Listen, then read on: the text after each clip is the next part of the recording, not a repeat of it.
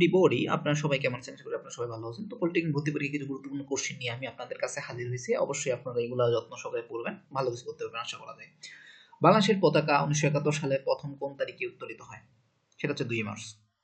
বাংলাদেশের পাহাড় শ্রেণীর ভূতাত্ত্বিক যুগের ভূমিরূপ হচ্ছে টারশিয়ারি যুগের। বাংলাদেশের পাহাড়ি অঞ্চলের গড় উচ্চতাটা কত?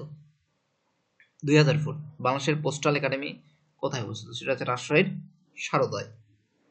বাংলাদেশের প্রত্নতত্ত্ব জাদুঘর কোথায় অবস্থিত? মহাস্থানগড়।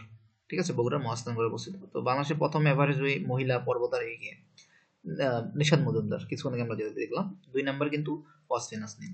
ঠিক আছে, বাংলাদেশের প্রথম ইপিজেড কোথায় অবস্থিত? সেটা হচ্ছে চট্টগ্রামে অবস্থিত, মানে গড়ে উঠেছিল আর কি। বাংলাদেশের প্রথম অস্থায়ী প্রেসিডেন্ট কে ছিলেন? শহীদ নজরুল ইসলাম। বাংলাদেশের প্রথম অস্থায়ী রাজধানী মুজিবনগর কোন জেলায় অবস্থিত? সেটা হচ্ছে মেহেরপুরে। মেহেরপুরের মুজিবনগর অবস্থিত। ঠিক আছে। আচ্ছা, বাংলাদেশের প্রথম অস্থায়ী সরকার গঠিত হয় কত সালে? 1971 সালের 10ই এপ্রিল। তো ধন্যবাদ সবাইকে, আপনারা ভালো থাকবেন এবং অবশ্যই আমার চ্যানেলটাকে সাবস্ক্রাইব করে দেবেন এবং আমার ভিডিওটা একটা লাইক দিবেন এবং ভিডিওটা শেয়ার করে দিন। ধন্যবাদ সবাইকে, ভালো